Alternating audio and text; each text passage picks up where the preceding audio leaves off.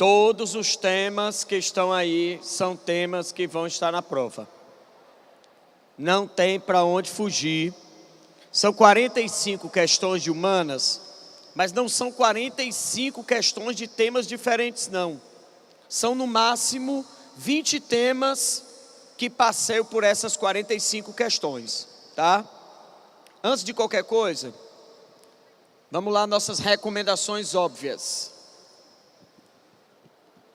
Dia da prova. Não é dia de mudar a alimentação. Se você come, tá certo, muito de manhã, siga sua rotina. Se você não come muito de manhã, não inventa no dia da prova de sair de bucho cheio, porque vai fazer a prova meio-dia e vai sentir fome. É melhor você levar alguma coisa para lanchar, fruta, biscoito, água, e vai saciando essa fome aos poucos, do que você mudar a sua rotina alimentar. Nem é para você mudar a sua rotina alimentar, nem hoje, nem amanhã. Tranquilo? Não faça isso. Sua mãe, tá? Não pensa assim. Então mãe, por mãe, ela vai fazer no seu café da manhã, meu amigo, o seu almoço e jantar. Porque ela vai ficar, meu bichinho, a prova é meio-dia, o neném vai sair 10h40 de casa, 10h30, morrendo de fome. Aí a mãe faz um baião, um frango, uma carne e um ovo. Uma paçoca, uma linguiçazinha, tem biscoito, tem bolo. Não, filhote, não inventa de ficar com o bucho cheio na prova não, que vai lhe dar sonolência e, Deus me livre, um problema intestinal. Não inventa não, ok? Não muda a tua alimentação não. Quer comer alguma coisa diferente? Domingo à noite. Domingo à noite pode. Segunda dica, redação. Tem gente que não entende que acabou. A redação está pronta, com 15, 16 linhas, 17 linhas. Aí ele fica, tem pouco, porque o máximo é 30, eu botei 15. Aí ele vai cair no erro do Masterchef. Vocês assistiram o Masterchef? O Masterchef, o cara diz assim, vocês têm que fazer o prato X, vocês têm 50 minutos, vai. Aí tem um cara que termina com 35, 40 minutos. Aí a Ana Paula Padrão diz assim, gente, falta 10 minutos. Aí o cara olha para o lado, quem foi o único que terminou? Ele acredita que está pronto? Não, aí ele fica. De 1 em 1 minuto ele bota um tempero novo. Ainda tem uns doidos que faltando 4 minutos, joga o prato fora e começa outro. Sabe o que é isso? A gente tem mania de achar que pode incluir uma coisa a mais. Você vai fazer o seguinte, se sua redação estiver pronta, você vai parar e você tem 90 questões para fazer. Bote a cor na cabeça de vocês, vocês têm muito o que fazer amanhã, para ficar incluindo mais uma linha na redação. Fora que tem outro detalhe, se sua redação está pronta com 15 linhas, se você faz 20, botou 5 linhas a mais, você aumenta a nota? Não, bebê, você aumenta a chance de perder ponto. Não é não? Se está pronto com 15 linhas, para que mais 5? São mais 5 linhas de chance para errar. Esquece isso aí, esquece isso aí. Eu nem faria 8 linhas, nem faria 30. Quem faz 30, chama atenção. Quem faz 8, chama atenção. Seja mediano, seja discreto. Apesar de que a Carmen Lúcia permitiu, tá certo, colocar algumas opções na sua redação que não estejam de acordo com os direitos humanos, ela mesma admitiu que isso, quem ofendeu os direitos humanos poderá perder até 200 pontos. Resumindo, não passa, ou vanta. É como se ela dissesse assim, pode colocar, só não vai passar, mas pode. É a mesma coisa de sinal vermelho, você pode passar, só vai ser multado, mas não pode passar? Pode. Você não vai zerar, mas não passa. Então faça o seguinte, não gostou da redação? Quando você chegar em casa, domingo à noite você vai fazer o quê? Comer o que não podia. 2, vai criar um vídeo nas redes sociais chamado a redação que eu queria ter feito, mas eu não fiz. Tá certo? Você vai fazer uma redação para tirar nota boa, e a redação que você queria fazer, você faz em casa sozinho. Tranquilo? Terceira dica, vou lhe ensinar um macete para aumentar o número de pontos na prova de humanas agora. O primeiro macete se chama: ninguém responde a prova. Não é para responder, é para eliminar os itens. Concorda comigo que é muito mais fácil achar o erro do que acertar? Beleza? Você vai brincar da seguinte questão: todos os itens são inocentes até que se prove o contrário. Você não tem como provar que está errado, é aquele. Professor, não sabia. Parabéns, não é para saber, é para marcar. Se fosse para saber, você estava dando aula. Sai daí que não é para saber. Ficou entre dois. Vai embora para outra questão. A prova do Enem é TRI. Existe um gabarito oficial e existe um item que não tem no gabarito, mas que ele lhe dá ponto. Se tudo que tu errar, tu tirar ponto, tu vai passar, cara. Então tu ficou entre duas, relaxa e sai. E outra coisa, é para ir embora mesmo, não é para ficar fazendo isso aqui não, ó. A prova vai vir desse jeito aqui, ó. Linha 1, 2, 3 e 4. Tem gente que fica aqui, ó. Ele está enganchado na questão bem aqui, aí ele fica com a prova aberta. Ele nem resolve essa nem essa. E ele fica o dia todinho aqui, ó. Não faça isso. Se enganchou, ó, pula a página. Sai daí. Ok? Tranquilo? Última dica. Falta duas, desculpa. Penúltima dica. Recebeu a prova. Primeira coisa que você vai fazer é abrir a prova toda para saber se ela está completa. Nós temos uma média de 1% de erro de gráfica. É normal, mais do que aceitável. Infelizmente pode ser de qualquer um. Então se sua prova vier com erro de gráfica, tem gente que só nota isso no final da prova. Olha o tempo que tu perde para chamar o cara, o fiscal, para ele trocar a tua prova, trazer outra. Dependendo do local de prova, as provas ficam todas numa sala. Tem que vir buscar. Então confira logo a prova, para saber se ela está toda completa. Confira seu cartão resposta. E quando você faz isso, ó, que você olha a prova toda, sabe o que acontece? Você identifica uma charge, identifica uma música, uma tabela, que são questões mais fáceis. A prova só começa quando a gente acerta a primeira questão. Concorda comigo? Até a gente acertar a primeira questão, a prova fica nos vencendo. Quando a gente acerta a primeira, a vontade que a gente tem é de parar e dizer assim: tu fez essa? C, né? Beleza? Então tenha calma, que vão ter questões fáceis que vão destravar. E aí você não conferiu a prova, você fez duas coisas: confere e já observa as questões mais fáceis. Última dica: a nossa prova vai ter textos mais longos, principalmente no primeiro domingo, amanhã. Como eu leio um texto longo mais rápido? Primeiro, não existe esse negócio de ler rápido e ir direto para os itens. Porque senão você vai fazer isso aqui, ó. Você vai ler rápido, aí você vai para o item. Aí tem A, aí você volta para o texto. Aí o B, aí você volta para o texto. Você vai fazer em todos os itens? Existe um negócio chamado caneta. Você vai ler e vai grifar. Quando você lê e grifa, você já usa outra área do cérebro. Você usa duas áreas do cérebro. Se você puder ler, grifar e falar, para si, a sala não precisa estar participando da sua prova, certo? Porque tem gente que quando está lendo a prova, pensa que está no The Voice. Não é para estar gritando não, meu irmão. Você lê aqui baixinho: Declaração dos Direitos. Você vai memorizar e quando você for para o texto, quando for para o item, você já lembra. Sempre a ideia central vai até a primeira pausa. A partir daí ele reafirma o que já disse.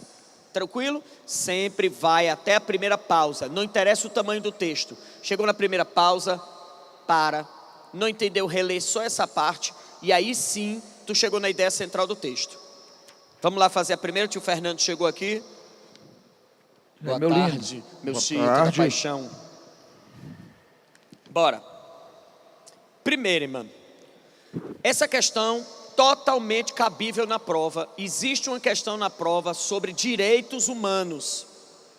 Podem cair quantas 3 questões dessa? 3. Pode cair um documento, que pode ser a Declaração de Direitos do Homem e do Cidadão, da Revolução Francesa, que foi a que eu coloquei, a Carta da ONU, ou Constituição Brasileira. Tranquilo? Ou pode ser da seguinte forma: só um texto de sociologia, falando sobre direitos sociais, e aí a questão ética, que o tio Cícero já vai trabalhar com vocês, umas questões de filosofia. E por último, a questão pode cair com um texto de filosofia da Hannah Arendt. Esta jovem, se cair esta menina, H-A-N-N-A-H, não precisa nem ter dúvida. Resposta B de bola, direito fundamental. O que é que ela defende? O direito fundamental. O que é o direito fundamental, Miquiles? É o direito a ter direitos. Não adianta a gente discutir direitos se a gente não tiver direito a ter os direitos. Depois que os direitos forem respeitados, vamos dialogar sobre eles. Tranquilo? Vamos aqui na primeira, ó. A Declaração dos Direitos do Homem e do Cidadão da Revolução Francesa traz o seguinte princípio: os homens nascem e se conservam livres e iguais em direitos. As distinções sociais só podem ter por fundamento o proveito comum. Bote do lado de proveito comum, propriedade. Qual é a única distinção da sociedade? Propriedade. O professor nem sabia o que era proveito comum. Você não aprendeu hoje? Tudo que você aprendeu hoje nas aulas de véspera vai lhe ajudar. Você não pode aprender domingo à noite. Vale, eu soube domingo à noite. Aí não. Domingo à noite é o dia de quê? Comer a panelada que você não comeu de manhã. Peça para sua mãe guardar para ela dar uma requentada, feijoadazinha. Domingo à noite você pode aloprar. Você pode botar um sanduíche de ovo dentro da panelada e arrochar. Só não vai fazer isso domingo de manhã, tá? Não custa nada fazer medo aos concorrentes, tá? É para todo mundo arranjar um óculos de grau, botar a blusa por dentro e uma pochete. A pessoa chega de pochete, a blusa por dentro, um óculos de grau, uma lancheira, é nerd. Aí o cara já olha assim, a vaga é dele. Vou procurar outro. O importante é quando sair da prova, dizer que a prova foi facílima, que você fechou a prova. Bota a blusa da academia nem por dentro.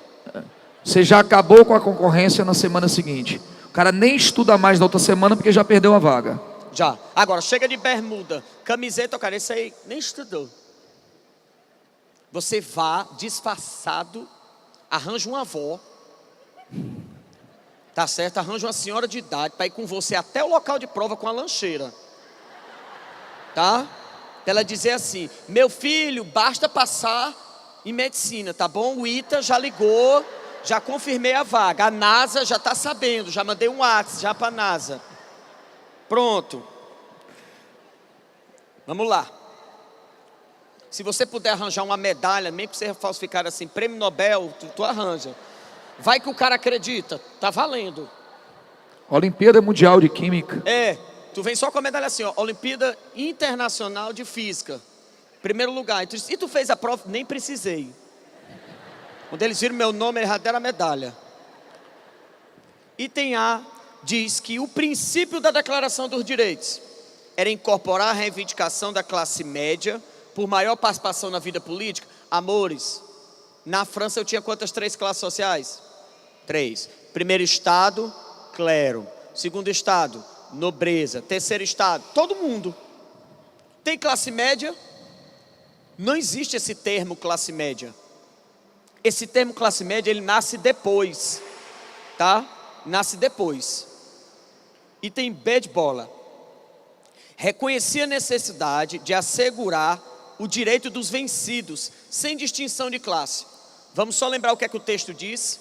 Só tem uma distinção, o proveito comum. Portanto, tem uma distinção de propriedade. Para quem não sabe, sabe o que é classe social? É a definição de Karl Marx, quando ele diz que a sociedade se divide por poder econômico. O texto diz que tem diferença econômica? Tem. E o item B de bola está dizendo que não tem. Quem é que está errado? O texto ou o item? O item. Não pode desmentir o texto, nunca. B de bola, falso. Incorporou os camponeses à comunidade do cidadão, com direitos sociais e políticos reconhecidos na lei. Jovem, a Revolução Francesa colocou os camponeses no poder? Não. Usou o povo. Como usou? O item C fala que incorporou. Incorporar é colocar. Não colocou. Olha o D de jeans. Havia uma crença popular na perspectiva liberal burguesa de que a revolução foi feita para todos em benefício de todos. O povo acreditou? Sim, senão não tinha lutado na revolução. Mas o D diz que o povo acreditou. Diz que ele foi incorporado? Não. Qual a resposta? D de domingo. Você vai acordar todo não sei o quê, vai para a prova. Beleza? Ed Ema diz que tinha uma determinação burguesa de levar avante um processo revolucionário de distribuição na propriedade privada. Tinha essa intenção de distribuir propriedade privada? Não. Primeira questão, de domingo de manhã, boa prova. Todos eu vou dizer boa prova, tá? Passar a palavra para o meu querido xiita. Hoje ele está com o microfone da Sandy. Não, hoje vai rolar até música. O homem está todo no jeans, todo trabalhado no jeans. De D, né? Item D. Moçada, por gentileza, página 13. Bora começar logo por uma questão 16. Porque eu já sei que daqui Miquiles puxa o gancho para a questão 2 dele. Pronto. Não é isso? Sim. Então bora lá. Questão 16. Questão entre judeus e palestinos. Bom, eu vou começar com vocês dizendo para vocês o seguinte: como é que a gente deve começar esse papo entre judeus e palestinos? Essa questão entre judeus e palestinos, ela remonta lá atrás na história antiga. Então vamos começar pensando o seguinte: o que você tem que saber sobre judeus e palestinos? Primeiro ponto fundamental, começamos por uma expressão chamada diáspora. Tá certo? O que quer dizer a palavra diáspora? Dispersão. Diáspora é dispersão. Perfeito? Nós tivemos duas grandes diásporas historicamente. Então nós temos os hebreus descendentes de Abraão, que estão ocupando aquela região do Monte Hebron, na região exatamente da atual Palestina.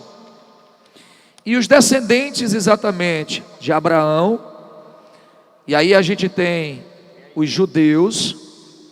Nós teremos a partir do século 6 duas grandes diásporas. Por duas vezes esse povo ele será obrigado a se dispersar. A primeira diáspora, anote, primeira diáspora, o ano é 587 anos antes de Cristo. A primeira diáspora, você vai botar o seguinte: cativeiro da Babilônia. Então, primeira diáspora, cativeiro da Babilônia. Perfeito? Então, no ano 587 anos antes de Cristo, Nabucodonosor, rei dos babilônicos, domina a região e escraviza os hebreus. E a partir daí é criada o chamado historicamente cativeiro da Babilônia. Esse cativeiro da Babilônia vai findar quando Ciro, o rei dos persas, liberta exatamente esse povo. E aí os hebreus voltam a ocupar a região palestina. Primeira diáspora, 587 anos antes de Cristo. Segunda diáspora, anote, segunda diáspora, 70 anos depois de Cristo. Qual é o contexto histórico? Os romanos dominavam a região, e a partir daí, no ano 1 depois de Cristo, 70 anos depois de Cristo, nós tivemos a destruição de Jerusalém, onde hoje, até hoje, restam apenas o muro das Lamentações. Então, primeira diáspora, Nabucodonosor e o cativeiro da Babilônia. Termina o cativeiro da Babilônia, eles voltam à Palestina, e aí vem o domínio romano. Segunda diáspora, os romanos passam a perseguir os hebreus, e os hebreus fogem para não serem assassinados. Duas diásporas. Ficou claro isso? Segunda coisa que eu queria que vocês anotassem aí: diáspora, dispersão. Segundo ponto, movimento sionista. Anote, movimento sionista, certo? Diáspora, dispersão. Movimento sionista. O que é o movimento sionista? Coloque de lado o seguinte: século XIX. Movimento sionista, século XIX. Século XIX, nós tivemos Teodoro pregando exatamente a volta dos judeus a Canaã. Canaã, a terra prometida, por Deus a Abraão. Então, 1897, o movimento sionista é a volta, olha só, diáspora, dispersão. Movimento sionista, retorno. Está claro isso? Show de bola até aqui. Professor, foi nesse momento que começou o conflito entre judeus e palestinos, no momento mais recente, contemporâneo da história? Não. Até porque os judeus vão criar, na Conferência da Basileia, em 1896, um fundo internacional em que os judeus contribuíam para esse fundo. E essa contribuição que os judeus fizeram, certo? Em 1896, eles usavam esse fundo para comprar terras na Palestina. E ali estabeleciam o que a gente chama de kibbutzins. Apenas o que é o kibbutzin? Kibbutzins são fazendas coletivas. Então os judeus criavam uma poupança. Essa poupança eles usavam para comprar terras na Palestina. E ali havia um movimento sionista. Eles iriam assentar judeus na Palestina em comum acordo com os palestinos locais. A quem pertencia o território até então? Lembremos que no século XVI, a expansão do Império Turco garantia à Turquia o domínio sobre aquela região. Vastos territórios do Oriente Médio estavam sob controle da Turquia. Até aqui, tranquilo? Deixa eu seguir a cronologia. E aí vai explodir a Primeira Guerra Mundial. 1914, o assassinato do arquiduque Francisco Ferdinando e sua esposa colocaria a Europa dentro de uma tensão. Em meio à tensão, nós tínhamos a Tríplice Aliança, uma aliança fundada em 1882 entre a Alemanha, entre Áustria e Itália, que, diga-se de passagem, não entra nessa primeira guerra desse lado, mas enfim, certo? E um outro lado da Europa, que tinha Inglaterra, França e Rússia, criada em 1907, chamada de Entente Cordiale. Tranquilo até aqui? Então a Europa, pessoal, com o assassinato do arquiduque Francisco Ferdinando, o movimento pan-eslavista e a questão exatamente geopolítica, ela vai ser deflagrada a Primeira Grande Guerra Mundial. E em meio à Primeira Guerra Mundial, o governo britânico, ele recebe ajuda dos judeus. Ora, a Alemanha também recebeu ajuda dos judeus alemães, mas enfim, a Inglaterra receberá ajuda de judeus, certo? E em 1917, o primeiro-ministro britânico Balfour, ele faz uma declaração. Professor, como é o nome dessa declaração? Declaração de Balfour, primeiro-ministro. E o que diz a declaração de Balfour? Que a rainha da Inglaterra vê com bons olhos o retorno dos judeus a Canaã. É importante que a gente sempre diga que em nenhum momento ficou claro que a Inglaterra havia se comprometido com os judeus a criar um Estado judeu. Isso é importante.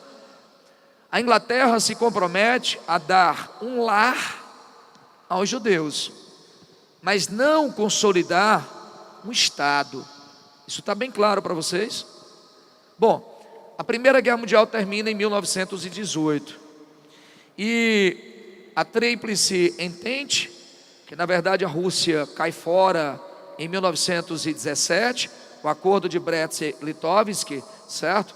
Então, quando a guerra termina, pessoal, França e Inglaterra resolvem dividir o Oriente Médio entre si. Fernandes, mas o Oriente Médio não era da Turquia? Sim, mas a Turquia não entra na guerra do lado da Alemanha. Então, derrotada a Turquia, ela perde territórios. E aí ocorre uma expansão inglesa e francesa no Oriente Médio. Síria, por exemplo, passa Síria, Líbano, para o controle francês. Iraque, a região da Palestina, a Transjordânia, estava sob controle da Inglaterra.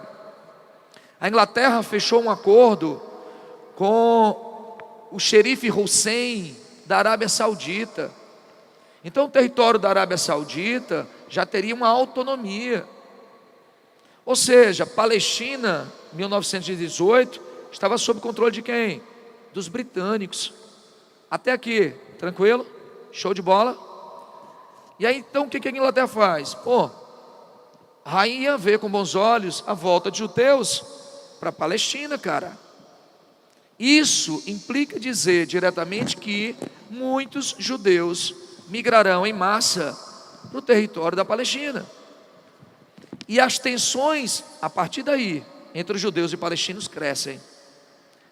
Vem a Segunda Guerra Mundial. Segunda Guerra Mundial, vem o contexto do nazismo e vem a perseguição e o holocausto ao nazismo. A palavra holocausto, ela quer dizer sacrifício. Então haverá um grande sacrifício de judeus na Segunda Grande Guerra Mundial. 7 milhões aproximadamente de judeus irão perecer nesse contexto. E aí em 1945, quando a Segunda Grande Guerra Mundial termina, cria-se uma comoção internacional em prol dos judeus. E aí vai haver uma pressão junto à Organização das Nações Unidas, ONU, que é criada em outubro de 45 na Carta de São Francisco, para que haja a criação de um Estado judeu. Até aqui, tranquilo? Em 1947, acontecerá a partilha da ONU. Pessoal, há 70 anos atrás, nós teremos o território palestino dividido pela ONU. E como é que vai ser feita a divisão? 56,7% do território fica nas mãos de judeus. Judeu representa 1/3 da população local, mas vai ocupar 56,7% do território. Palestinos, que representam a maioria, ocuparão 42,6% das terras. Se você somar isso, vai ficar faltando 0,7% do território. 0,7% do território é Jerusalém, que a ONU vai conceder enquanto território neutro, um território que interessa a todas as grandes religiões. Isso está claro até aqui? Minha pergunta é bem simples. A maioria da população da região é palestina, só que essa maioria recebe menor parte do território. Coisa simples. Estão satisfeitos? Acredito que não. Tranquilo até aqui? Tranquilo? Partilha da ONU, 70 anos esse ano. Bom, qual é o próximo ponto que vocês devem lembrar em provas? As guerras. Quantas guerras nós tivemos entre judeus e palestinos? Moçada, 4. Então vamos lá. Falei para vocês sobre diásporas, sobre movimento sionista, sobre a declaração de Balfour e sobre a partilha da ONU. Até aqui, tranquilo? Show de bola. Qual é o quinto ponto? Anote aí. As guerras. Quinto ponto são as guerras. Quinto ponto, guerras. Quantas guerras nós tivemos? Anote aí, 4. Primeira guerra aconteceu quando? 1948. Anotamos isso? Fernandes, qual foi o motivo da primeira guerra? Motivo da primeira guerra, criação do Estado de Israel. Quando Ben-Gurion, que vai ser ministro de Israel, anuncia em maio de 48 a criação do Estado de Israel, os palestinos se revoltam, porque não concordam com a divisão feita. E aí a Liga Árabe, capitaneada e liderada pelo Egito, inicia a primeira guerra. Ficou claro até aí? Então, primeira guerra, 48. Na primeira guerra, Israel domina uma parte do norte da Palestina, domina uma outra parte do deserto de Negev. Egito faz uma ocupação sobre faixa de Gaza, e Jordânia fará uma ocupação sobre Cisjordânia. Gaza, Cisjordânia, território que, segundo a ONU, seria Palestina. Mas tranquilo, a Liga Árabe controla isso. 48, primeira guerra. Fechou? Segunda guerra, anote por gentileza. 56. Segunda Guerra, 56. E aí eu queria só que você botasse assim: Egito nacionaliza o canal de Suez. Segunda Guerra, 56. Egito nacionaliza o canal de Suez. Egito, comandado por Gamal Abdel Nasser, em 54, ele dá um golpe, derruba a monarquia, estabelece um governo de caráter nacionalista. Toma o canal de Suez, um canal criado pelos ingleses franceses, sob a organização e planejamento do engenheiro Ferdinand de Lesseps, em 1869, interligando Mar Mediterrâneo ao Mar Vermelho. Área estratégica de passagem de comércio e de petróleo. 56, Egito nacionaliza. Segunda Guerra. Anote aí, Terceira Guerra, por gentileza. Terceira Guerra, 67. Terceira Guerra, 67. Qual é a base da Terceira Guerra? Anote de lado: Guerra dos 6 Dias. A mais espetacular guerra da história. Guerra dos 6 Dias. Vou resumir bem rapidinho. O que foi a Guerra dos 6 Dias? Israel, com medo de um ataque dos países árabes, Egito, Jordânia, Síria e Líbano, em 1967, Israel inicia uma guerra relâmpago. Em 6 dias, ele entra em conflito com a Síria, dominando as colinas de Golã, nascente do Rio Jordão, lá no norte de Israel. Em 6 dias, ele também entra em guerra com a Jordânia e tomará o território da Cisjordânia e Jerusalém, nacionalizando Jerusalém. Em 6 dias, ele entra em guerra com o Egito. Do Egito, ele dominará a faixa de Gaza e a península do Monte Sinai. Até aqui, está claro? Guerra dos 6 dias. Israel amplia o território. Os 2 territórios mais tensos hoje, Gaza, dominada pelo Hamas, Cisjordânia pelo El Fatah, foram dominadas por Israel em 67. Só para deixar claro. 73, anote. Guerra do Yom Kippur. Yom Kippur, guerra do dia do perdão. Guerra do Yom Kippur. Os palestinos vão atacar de surpresa Israel. Reflexo dessa guerra não será visto em termos territoriais, mas principalmente no âmbito geopolítico. É quando a OPEP usa o petróleo enquanto arma política. Reduz a produção do petróleo e o preço dispara, prejudicando os países do Ocidente aliados a Israel. 4 guerras, 48, 56, 67, 73. Show de bola até aí? Fernandes, o que mais que eu preciso lembrar? Bote aí, 6º ponto. 6º ponto, acordos. Quais são os 2 grandes acordos entre os judeus e os palestinos? Porque se você quiser entrar aí, pode interferir. Se acabou ali, não, meu lindinho. Certo? Quais são os 2 grandes acordos que eu queria que vocês entrassem aí, anotassem, pesquisassem em casa? Bote aí, 7879. É um acordo chamado Camp David. Acordo de Camp David. Quem vai intermediar o acordo de paz? Presidente norte-americano Jimmy Carter. Jimmy Carter chama Israel e chama Egito, os 2 polos antagônicos na região, liderados na época, Israel por Begin e Egito por Anwar Sadat. Chama os 2 líderes e costura um acordo de paz. 78, Camp David. Fernandes, o que acontece em 78, Camp David? Israel devolve ao Egito península do Monte Sinai e em troca, Egito passa a respeitar soberanamente o Estado de Israel. E aí, o acordo de paz. Camp David. Israel devolve Monte Sinai ao Egito, em troca do reconhecimento de soberania. Segundo acordo de paz importante, anote por gentileza, 93, acordo de Oslo. 93, Acordo de Oslo. Fernandes, quem vai intermediar o acordo? Presidente americano Bill Clinton, certo? Clinton chama o líder de Israel, Isaac Rabin, e o líder da OLP. Professor, eu não lembro o que é OLP.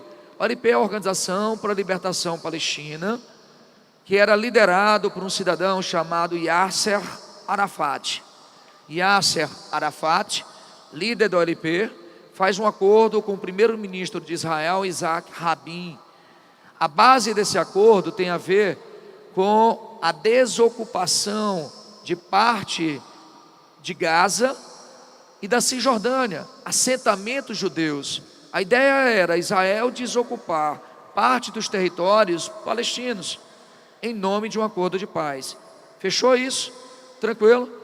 2 grandes acordos de paz. E fechando a conta, para eu passar para o meu amigo Miquiles, nós temos 3 intifadas. Anote o termo, intifada. O que quer dizer intifada? Intifada é um levante, é uma sublevação, é uma insurgência popular, certo? A população palestina vai se insurgir contra Israel, com o uso de armas rudimentares, pau e pedra. Intifadas, quantas nós tivemos, moçada? 3. A primeira, anote, 87. Primeira intifada, 87. Qual é a base da primeira intifada? A base da primeira intifada é a luta palestina contra os assentamentos de Israel. Foi nesse momento que surgiu o grupo Hamas, financiada pelo grupo sunita da Irmandade Muçulmana Egípcia. Segunda intifada, 2000. Primeira intifada, 87. Segunda intifada, 2000. Visita de Ariel Sharon, líder de Israel, futuro primeiro-ministro, a mesquitas, aonde exatamente os palestinos faziam orações. Segunda intifada, 2000. Terceira intifada, 2015, portanto há 2 anos atrás, chamada de intifada das facas. O que seria essa intifada das facas? É quando exatamente palestinos passam a esfaquear israelenses como forma de protestar contra os bombardeios a Gaza em 2014. Galera, questão 16, ele pede a raiz, a origem, esse marco histórico dos conflitos. O marco dos conflitos está em 48, quando nós temos a criação do Estado de Israel, 1948, gabarito B de bola. Miquiles, assume? Assumo. A gente chamar aqui ao palco um grande professor aqui de linguagem para ajudar a gente também, professor Olavo. Ele é grande no nome, João, porque ele é light, não contém glúten, não tem gorduras trans, ele é todo trabalhado do mundo light. Mais um de jeans, é uma gangue. Venha, bebê. Faz parte do seu show. Venha. Amores, bote aí na página 10, a questão 9. Tio Fernandes fez uma apanhada aí sobre os conflitos de Israel, tá? Queria que vocês dessem uma olhada nessa 9ª questão, que é uma análise, através de um texto, sobre a nossa relação com o mundo cultural do qual nós não fazemos parte diretamente, que é a questão sobre como o cinema vê a África, ok? A África também já serviu de ponto de partida para comédias bem vulgares, mas de muito sucesso, como Um Príncipe em Nova York, Ace Ventura, Um Maluco na África. Em ambas, a África parece um lugar cheio de tribos doidas e rituais de desenho animado. A animação Rei Leão da Disney, o mais bem-sucedido filme americano ambientado na África, não chegava a contar com um elenco de seres humanos. E aí quando você fala de Rei Leão, vem à sua mente quem? Madagascar. Quando a gente fala de África, a gente pensa logo, se for em cinema, basicamente o cinema, quando fala de África, pelo menos o hollywoodiano, fala sobre animais. E o europeu chegando lá, é o Tarzan, que é europeu, mas ele virou selvagem quando ele conviveu com quem? Com a África. Ele virou selvagem, jovem. A gente, até o Globo Repórter, quando fala África selvagem, nessa sexta no Globo Repórter, para o senso comum, África selvagem não quer dizer nada. Para as ciências humanas, quando a gente diz que uma terra é selvagem, nas ciências humanas a gente está dizendo que aquela terra tem capacidade de tornar o habitante dela selvagem. Os europeus tinham medo de comer a comida dos indígenas. Não os portugueses, mas os espanhóis, os franceses, os ingleses não gostavam desse contato muito próximo. A produção cinematográfica referida no texto contribui para constituir uma memória sobre a África e seus habitantes. Essa memória enfatiza e negligencia. Eu quero um item que fala sobre o que a gente enfatiza quando o cinema vai para a África e o que é que ele não fala sobre a África, respectivamente. Ele enfatiza a história da África. Jovem, Rei Leão fala sobre a história da África, jovem? Não, amores, ele fala sobre a história do Simba, quando ele perde o pai dele, que ele vai ser destronado, mas ele encontrou o Timão e o Pumba, e todos são amigos, Hakuna Matata. É lindo de dizer, é lindo de dizer, é? É lindo de ver, né? De viver, desculpa. É porque é muito triste o Rei Leão, eu não consegui me concentrar direito. Também foi muito triste Crepúsculo, tá? Mas tem nada a ver. Vamos. Muito bom também. Eu não enfatizo a história e eu negligencio a natureza. O item é ao contrário. Quando a gente fala de África, a gente fala da natureza e a gente não fala da história. Então estaria correto natureza e história. Do jeito que está ao contrário a resposta. B de bombom. Exotismo. Quando eu falo que uma coisa é exótica, eu estou falando que ela é o quê? Estranha para a gente. Quando a gente pensa em África, a gente pensa em quê? Animais. O africano, ele é trazido para a gente como se ele ainda tivesse um estágio de desenvolvimento abaixo do nosso. Concorda? A gente olha para a África com um olhar que os africanos moram na selva. De vez em quando o brasileiro ainda sai com aquelas frases quando um africano ganha uma maratona, também, desde pequeno corre de bicho. Toda vez ele vai sair de casa, é um leão e tal, ele fica bom, correndo. Agora, a gente não gosta quando é com a gente, não é verdade? Quando, por exemplo, os americanos, o cinema americano fala do Brasil como se o Brasil todo fosse a Amazônia. Tem um filme do James Bond, que ele está no Rio de Janeiro, jovem. Quando ele abre a janela do quarto em Copacabana, vem arara, macaco. Os Simpsons tem um episódio no Brasil, onde os Simpsons deu dinheiro para uma ONG comprar portas para os macacos não invadirem a casa das pessoas aqui no Brasil. Então a gente não gosta quando a gente é visto como um país que está dentro da selva, mas olha para a África dessa mesma forma, tá? Então a gente valoriza a coisa exótica, a questão exótica. A gente negligencia a cultura africana? Sim, a gente não fala sobre cultura africana. A cultura africana é o quê? É a selva. No Madagascar, o leão não quer aceitar a cultura africana. Ele quer morar em Nova York, porque ele é um leão urbano. Enquanto a zebra quer viver na África, porque a África é correr. A África é não ter preocupações. É só viver a natureza. A resposta correta qual é a B de bola? B de bola. A C está errada porque ele fala sobre sociedade africana? Não. Ele não fala da economia africana? Não, a economia africana é o quê? Para eles é a selva, você vai viver do que você pegar da selva. O D de danado, comércio e ambiente, é o contrário. A gente fala do ambiente, a gente não negligencia não, a gente só fala do ambiente, só fala da selva, tá? O item é de EMA, diversidade política, não falamos sobre a política, tudo bem, mas a gente não enfatiza a diversidade, a gente fala como se a África fosse uma coisa só, criando até uma confusão. No senso comum as pessoas nem conseguem separar África de África do Sul, né? Tudo é África, tudo é África, ok? Então a resposta coerente, B de bombom. Olavo? Vai, neném. Trabalhar um pouquinho, valorizar teu salário. Boa tarde, academia, né? Sou o professor Olavo Martins. Tenho esses grandes amigos aqui que trabalhamos juntos já há muitos anos, Miquiles, Fernandes.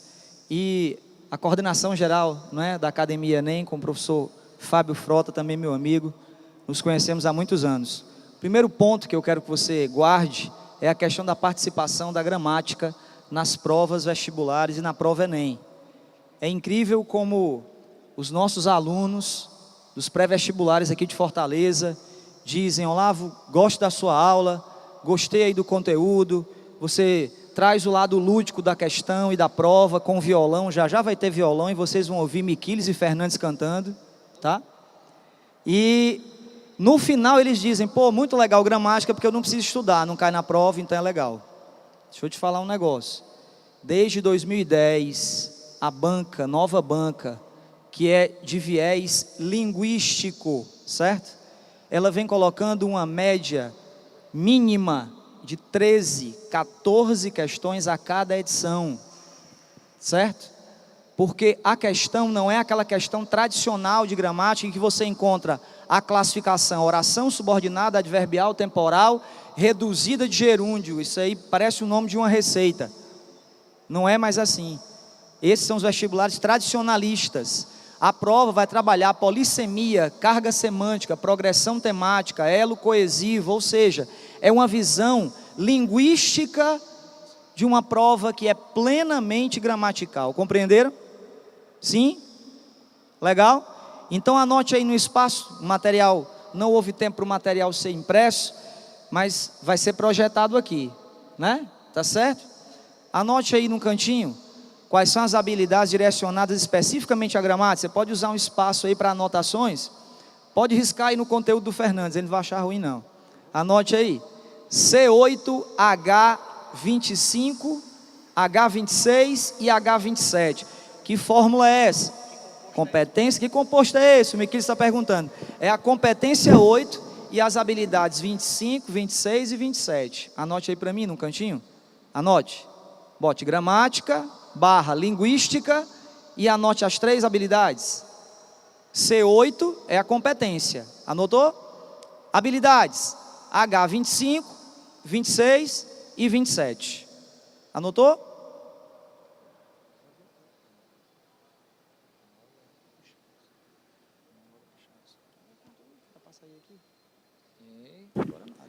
Dá para colocar só aqui, só para ele projetar aqui para ele o conteúdo do pendrive. Pronto. Presta atenção, Olavo. Ainda até agora nada. Vai chegar, vai chegar. Pronto? Olha aí. Você está visualizando aí? Vamos lá? Ó, rapidinho 3 questões. Questão número 1. Identificar os elementos que concorrem para a progressão temática. Está visualizando aí? E para a organização e estruturação de textos de diferentes gêneros e tipos. Que habilidade é essa? É a 18. Então essa questão típica ENEM, você vai encontrar amanhã na prova, questões com progressão temática. Anote aí ao lado, no cantinho, progressão temática, um mínimo de 3 questões certas na prova amanhã. Certo? 3 amanhã com progressão temática. Como é que se faz progressão temática? Com elos coesivos. Quais são os elos coesivos? Em língua portuguesa nós temos 2 elos coesivos padronizados, preposições e conjunções. São os mesmos elos coesivos que você, utilizando adequadamente na prova de redação, que também vale 1000 pontos, você no final vai obter um negócio chamado coerência, porque a coesão está intimamente ligada à coerência. Concorda? Então, ó, amanhã, no domingo, nós vamos encontrar um mínimo de 3 questões com progressão temática. E progressão temática é feita através de elos coesivos. Agora uma dica, um bizu para a galera. Oficialmente nós temos preposições e conjunções, são os únicos elos coesivos. Agora escuta, quem liga as orações subordinadas adjetivas? São os pronomes relativos. Ou seja, é um terceiro elo coesivo, anota aí a dica, não reconhecido pela gramática, mas funciona como elo coesivo, tem norma e valor de elo coesivo e vai aparecer na prova. Portanto, quais são os 3 elos? Preposições, conjunções e o pronome relativo para gerar progressividade temática. Legal? Acompanha aí, ó. alguns elementos, leia a questão comigo, está aqui projetado, ó. Alguns elementos concorrem para a progressão temática e para a organização e estruturação de textos de diferentes gêneros e tipos. Nós podemos afirmar que esta progressão não sofreu quebra em... Vamos ver? Pronto? Ó, a letra A diz assim: sua saída se deve a mágoas, humilhações, ressentimentos e a agressores que tanto pretendiam ocupar seu cargo dentro da empresa. Note que, escute, dá uma olhadinha ali, ó. Mágoa, humilhação e ressentimento estão no plano da concretude ou da abstração? Da abstração. Nota, mágoa, humilhação e ressentimento. A palavra seguinte é agressores. Houve uma personificação daquilo que deveria ser a continuidade de uma abstração. Qual seria o correto? Mágoas, humilhações, ressentimentos e a agressividade ou a agressão, e não os agressores. Ou seja, quando você faz isso, inclusive na prova de redação, você vai quebrar aquilo que a gramática e a redação chamam de paralelismo.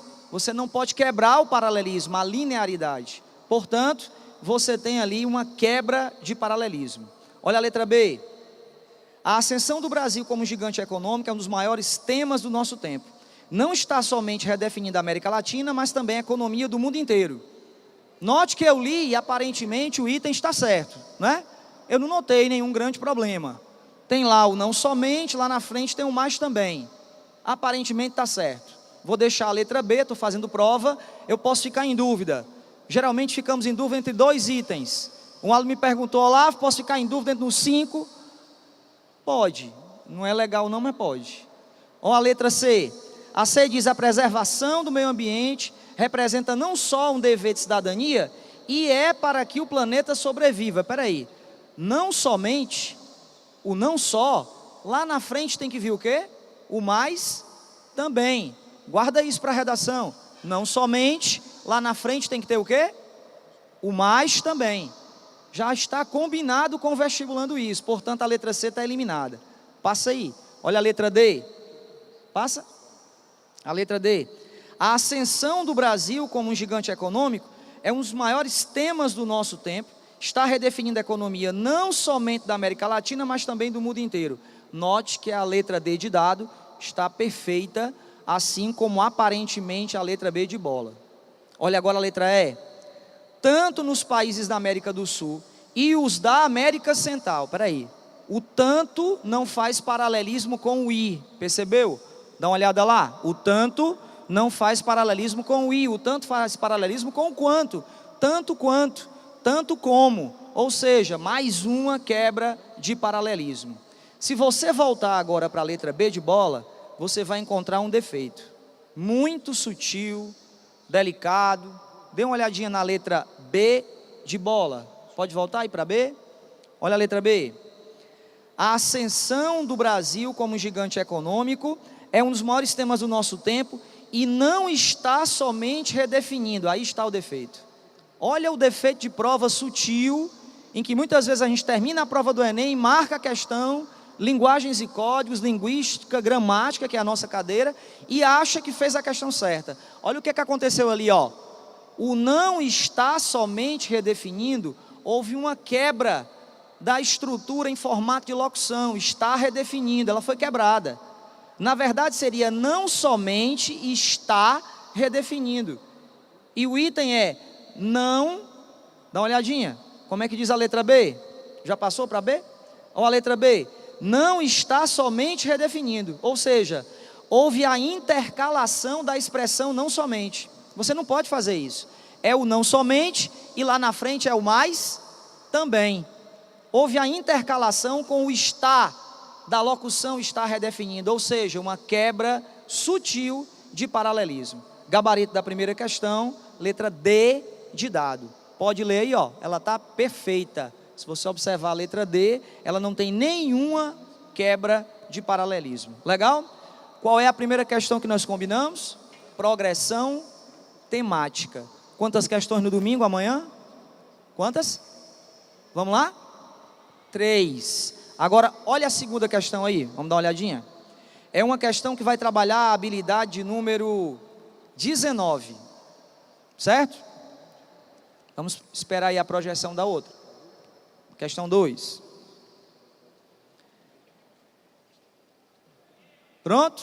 Ó, a questão 2, anote, nós temos aí um mínimo de 3 questões envolvendo a questão da função da linguagem que está na H19. Então eu queria que você anotasse aí no material de geografia, num cantinho, H19, funções da linguagem. Atenção, galerinha, existem os vícios de linguagem, vícios, solecismos, barbarismos, estrangeirismos, neologismos, plebeísmos. Os vícios praticamente não ocorrem na prova Enem. Agora, funções da linguagem, como metáfora, pleonasmo, hipérbole, anáfora, anástrofe, catacrese, essas acontecem. E as funções da linguagem estão na habilidade 19, estas também acontecem. Nós teremos aí um mínimo de... Fala mais devagar, porque o pessoal lá atrás... Lá atrás? O pessoal lá de trás não é obrigado a te escutar nessa velocidade 5 não. É verdade, Entendeu? verdade. Se tu puder falar mais devagar... Lento, tá certo. Show. Um mínimo de 3 questões envolvendo funções da linguagem. Legal? Beleza? Tá melhor o time aí para a galera que tá lá atrás? Ó, 3 envolvendo figuras e funções da linguagem. 3 no mínimo. As funções estão na habilidade de número 19. Dá uma olhadinha na letra A. O que é que você enxerga na letra A aí, ó? O comando da questão diz assim: podemos afirmar que a melhor representação metalinguística foi usada na imagem em... Só um toque para a galera. Ano passado o Enem colocou uma com função metalinguística. Escute, caiu uma poesia. E o que é que responderíamos? Lógico, se caiu uma poesia, todos diriam função poética.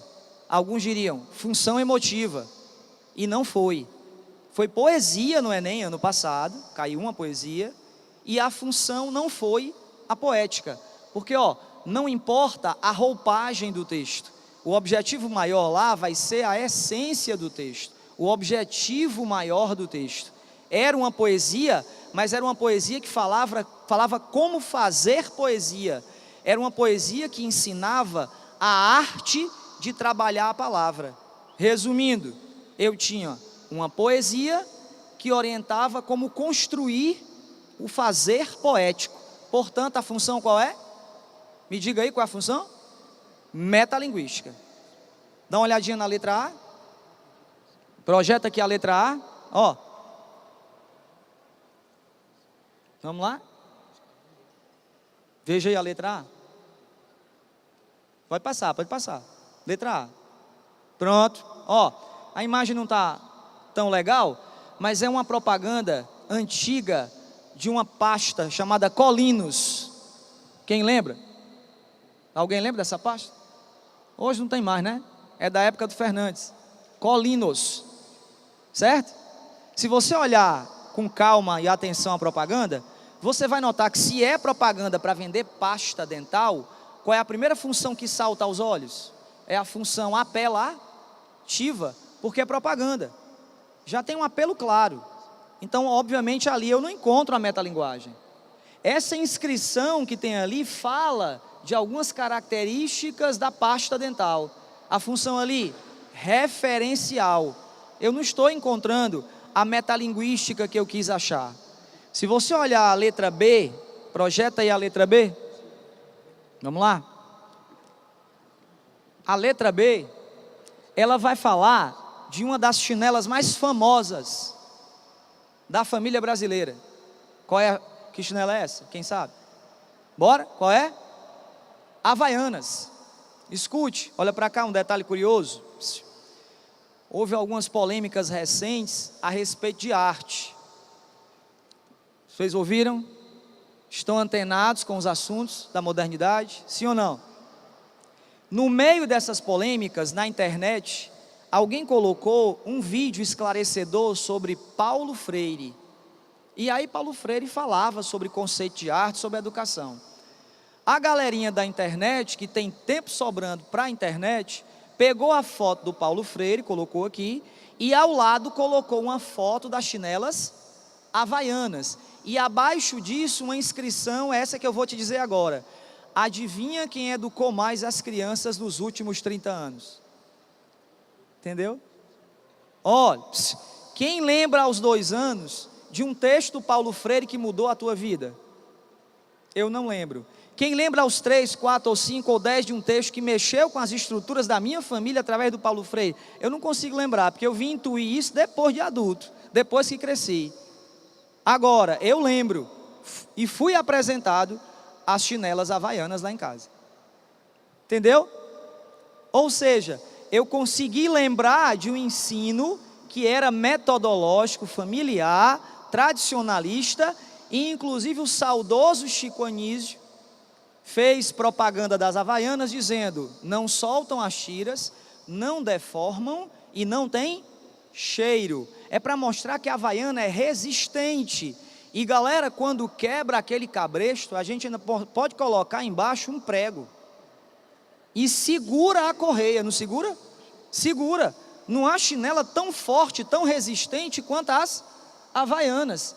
Por que essa propaganda está patrocinada por ela? Não, é porque ela está na competência 8, habilidade 25 do Enem, que fala da força do povo nordestino. Porque antes de tudo ele é um forte. Lembra da ideologia de Euclides da Cunha? O sertanejo é antes de tudo um forte, resignado, determinado, como as chinelas havaianas. Tem uma analogia legal aí. Além de fazer parte da família brasileira, ela tipifica resistência, resiliência, durabilidade, assim como o nordestino em face da seca. Essa é a ideologia. Mas eu não consegui enxergar aqui nessa propaganda, já que é só uma propaganda, a ideia da metalinguagem. Eu enxerguei muito mais a questão apelativa. Projeta para mim agora a letra C. Vamos lá? Eu tenho aí aquele símbolo, escudo da Rede Globo, e tem um plim-plim. Antigamente, a Globo tinha esse plim-plim, porque quando você se afasta da TV, para saber que a programação voltou, eles colocaram esse negócio aí, ó, o som, para te chamar de volta para a programação. Ou seja, eu não tenho a venda de um produto, porque a Globo não está nessa hora anunciando nenhum produto, ela está te convocando referencialmente para retornar à propaganda, ao texto, ao filme, à novela. Ou seja, é um convite para te devolver a programação. Ou seja, o referencialismo está ali e não a função metalinguística. Projeta para mim aí a letra D de dado, e eu acho que agora nós vamos encontrar o gabarito. Dá uma olhadinha na letra D de dado. Letra D. Ó, a imagem não tá legal, mas é uma escultura. No ato de esculpir, você encontra uma escultura e ela está no ato de esculpir. Ou seja, você tem a função metalinguística. É o código justificando o próprio código. A Unicamp, certa feita, colocou uma tela de pintura, e a tela de pintura era alguém que pintava uma tela. Isso é metalinguagem. Legal? E na letra E, para a gente encerrar a questão 2 e passarmos para a música, a questão 2, letra E, diz assim: alguém que liga para alguém. Se você der uma olhadinha, você vai perceber que há personas que conversam. É a quebra ou a manutenção de um discurso, de um diálogo. Aí eu tenho a chamada função fática. Legal? Nós passeamos aí por funções da linguagem.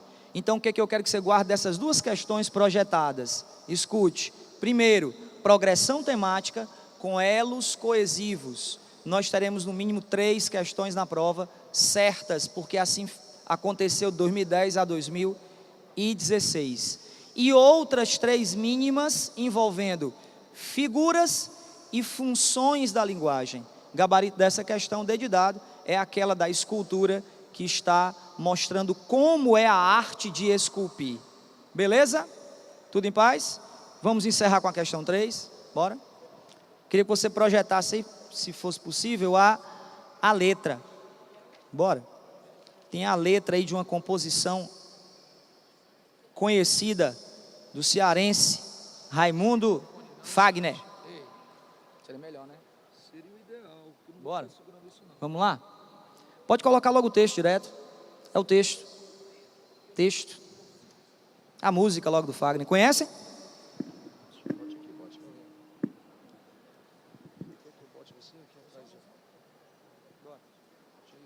Vai lá, bota aí, bota aí. Show, show, show. Vamos lá? Você não quer botar aqui no bolso, não? Só para melhorar, assim, só bom. Liga. Som, show. Você está vendo aí a letra? Raimundo Fagner. Vamos lá? Tem som já? Som. Libera aí mais o violão um pouquinho. Pronto. Eu sei que existem aquelas clássicas, né, do Fagner, como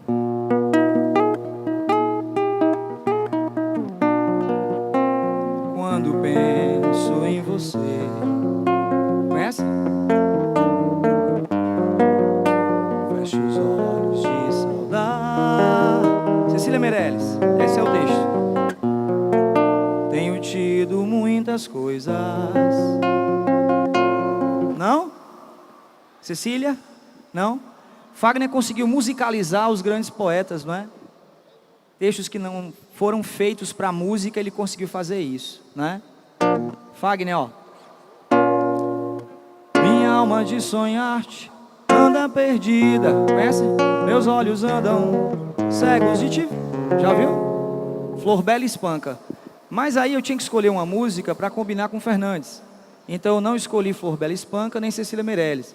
Eu escolhi um texto que combina com Miquelis e com Fernandes. Bora, Miquelis. Tenho um coração dividido entre a esperança e a razão. Tenho um coração bem melhor que não tivera.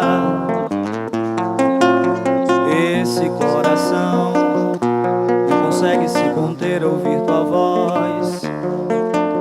Pobre coração, sempre escravo da ternura. Bora?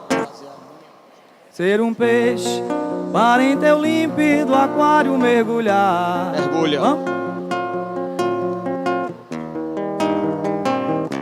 Passar a noite em claro dentro de ti. Foi legal, para aquecer foi legal. Para aquecer foi legal. Agora é para valer agora. Tá certo? Bora o refrão? Quem dera ser um peixe para em teu límpido aquário mergulhar. Bora? De amor pra ti. Passar a noite em claro dentro de ti. Um peixe para enfeitar de corais sua cintura. Fazer silhuetas de amor à luz da lua. Saciar essa loucura dentro de ti. Legal? Beleza? Fernandes não cantou hoje. Eu cantei com a alma. Com a alma. Ó, note a questão, eu vou só fechar aqui a ideia. A questão, ela versaria sobre polissemia, tá? Do grego poli, vários e sema significados. A estrofe 1 da música diz: tem um coração dividido entre a esperança e a razão. A prova Enem vai trabalhar também polissemia, sinonímia e variantes linguísticas. Anota aí, polissemia, sinonímia e variantes linguísticas. Nesse texto musical, a primeira estrofe tem um coração dividido entre a esperança e a razão, e tem um coração bem melhor que não tivera. A primeira parte polissêmica é de constatação. Os itens falavam de constatação, antagonismo, abstração, enfim, concretude. A primeira marca é constatação, porque ele percebe o sentimento que tem. Mais adiante, você vai notar as contradições próprias do amor. Porque ele pede para que o coração se apaixone, mas ao mesmo tempo ele tem medo do sofrimento. Ou seja, a primeira estrutura de composição textual é constatação. A segunda, antagonismo. E lá no final, quando você notou que o Fagner cantou "Quem dera ser um peixe, para em teu límpido aquário mergulhar", você notou corais para enfeitar tua cintura, ou seja, você notou um total abstracionismo, uma figuração. Portanto, nos itens e na ordem cronológica polissêmica do texto, você encontrou constatação, antagonismo e abstração. Você notou como o texto foi construído? Ele tem etapas polissêmicas para acontecer. Ele tem partes, do mesmo jeito que a sua redação amanhã tem que ter também partes a serem construídas. No caso da música do Fagner, eu vi constatação, antagonismo, que é oposição, e por último, abstração. Legal? Fechou a ideia? Fernandes? Show? Show, Olavinho. Como sempre, né? Show. Certo. Só não precisava resolver 3 não, mas tudo bem. Moçada, eu vou só pontuar com vocês, é jogo rápido que eu quero passar para o Miquiles. O que eu queria que na geografia vocês atentassem bem? A questão 10 de vocês, ela vai falar sobre Guerra Fria. Eu queria só que em casa vocês dessem uma olhada sobre os conceitos básicos de Guerra Fria. Bipolaridade, Europa Ocidental, Europa Oriental, capitalismo, guerra, conflito bélico nuclear, enfim. Questão de número 11, o gabarito da 10 é D de dado, certo? Não dá tempo, a gente já extrapolou o tempo com vocês. A questão 11 é sobre a União Europeia. Esse ano fazem 60 anos de criação da União Europeia. Então você vai lembrar do Tratado de Roma de 57, Tratado de Maastricht, 91, Tratado de Amsterdã, 97, a zona do euro e o Brexit, que foi o plebiscito de saída do Reino Unido, 2016, junho. Gabarito dessa questão, letra A. Questão 12. Eu pediria a vocês que gentilmente olhassem em casa El Niño. Qual é o impacto do El Niño no Brasil? Prova do Enem, ele deve focar muito o Brasil. El Niño, Brasil. Seca na Amazônia e Nordeste. Seca Amazônia e Nordeste. Mais chuvas Sul e Sudeste. Gabarito da questão 12 é a letra A. Tranquilo? Questão 13. Questão 13 foi engolido a letra E, que seria o gabarito. Questão 13, ele fala sobre João Cabral de Melo Neto, Morte e Vida Severina, que é um texto complementado inclusive pelo funeral de um lavrador, de Chico Buarque de Holanda, que fala sobre a transferência de Severino, o camponês que foge do sertão em direção à zona da mata, né? E aí vem aquela frase ícone do texto de João Cabral de Melo Neto: somos todos severinos nessa vida, certo? Então, o gabarito era para ser exatamente o que faltou aí. Bote aí, letra E, zona da mata nordestina, região canavieira. Fernandes, como é que eu mataria essa questão? Bem me diziam que a terra se faz mais branda e macia quando mais do litoral a viagem se aproxima, certo? Então ele está descrevendo para mim as dunas e tabuleiros da zona da mata. Então a questão seria letra E, zona da mata. Questão 14, em casa, por gentileza, observe só o seguinte: industrialização no Brasil. Características de Getúlio Vargas, Juscelino Kubitschek.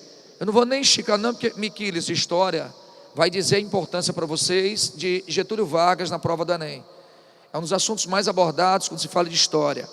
Então pega lá, Indústria Brasil, compara Getúlio com JK. Getúlio, indústria de base, siderúrgica e petróleo.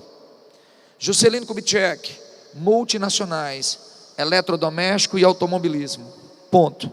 Certo? Então a questão 14, B de bola, gabarito. Questão 15, galerinha, questão 15. Hoje à noite você vai fazer isso para mim, por gentileza.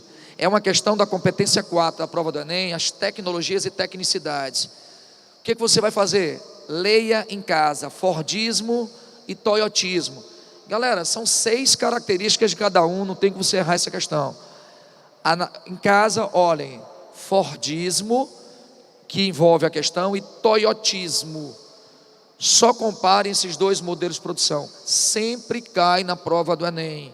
Amanhã você vai encontrar essa questão no Enem. Sempre cai. Como não caiu na última prova, a probabilidade de ser cobrada agora é grande. Então anotou? Amanhã você vai curtir esse gabarito. Letra A, questão 15. Questão de número 16. A gente já resolveu o gabarito B de bola. E a questão de número 17 é sobre a Primavera Árabe. Eu queria só que você puxasse uma seta do lado e botasse assim, ó. Crise dos refugiados. Crise dos refugiados. Tratado de Genebra 51 define o que é um refugiado. Para você não perder tempo em casa. Em que situação eu considero um cidadão um refugiado? Refugiado, fuga. Pessoas que estejam em fuga. Estão fugindo do quê? De perseguições. Então, pessoas que estão sendo perseguidas estão em fuga, certo? Sírios, afegãos, o pessoal da Eritreia, da Somália, da região do Iraque, Síria e Iraque, Estado Islâmico. Afeganistão, invasão americana em 2001, desestabilizando o regime talibã. Somália, o El-Shabaab. Eritreia, Isaías Alaforque e a ditadura. Movimentos de refugiados. Por que eu estou pedindo a vocês que associem isso à Primavera Árabe? É simples. 2011 explodiu a Primavera Árabe. Queda de Ben Ali na Tunísia, queda de Hosni Mubarak no Egito, queda de Ali Abdullah Saleh no Iêmen, queda de Muammar Gaddafi na Líbia. Durante esses movimentos revolucionários, entre aspas, tivemos embates e fugas, refugiados, certo? Gabarita essa questão, letra E. Questão 18, Revolução Verde. Revolução Verde, revolução na agricultura, agronegócio, agricultura voltada à exportação, agricultura moderna, intensiva, agricultura patronal, patrão, empregos formais, mecanização, desemprego estrutural. Revolução Verde, Brasil, década de 60. Essa questão tem como gabarito D de dado. Perfeito? E a última questão, para eu passar para o Miquiles, ainda em Revolução Verde, é outro tema que eu botei propositadamente, porque sempre cai no Enem, competência 4 do Enem, que vai falar sobre tecnologias e tecnicidades. O nosso gabarito é a letra A, que fala sobre os transgênicos no Brasil. Certo? Moçada, desejo a vocês amanhã uma excelente prova. Só uma dica: abram a prova de amanhã e o primeiro texto que você vai pegar na sua prova é a redação. Primeira coisa, olhem o tema da sua redação. Se o tema da tua redação te for favorável, o que tu deve fazer? Deve sentar o pau e fazer tua redação. Se o tema da redação for tranquilo para ti, faça primeiro a redação, comece pela redação. Se o tema da redação, você não está familiarizado com ele, o que é que você faz? Fecha a redação e começa a prova, ou humanas, ou códigos e linguagens, aquilo que você acha mais fácil. Por quê? Porque muitas vezes no texto de humanas e códigos e linguagens, você pode encontrar questões que estejam relacionadas ao tema da redação, que possam te dar sugestões de raciocínio. Está claro isso? Não vá plagiar as ideias do texto na sua redação. Está claro para vocês? Não copiem, não transcrevam a questão que está na tua prova em parágrafos da tua redação. Tá certo? Show de bola? Então, moçada, boa prova para vocês amanhã. Vou passar a palavra para o Sr. Miquiles. Já vou me despedindo com vocês agora, deixando a vocês um forte abraço e até o nosso próximo encontro. Meus amores, para encerration, ó.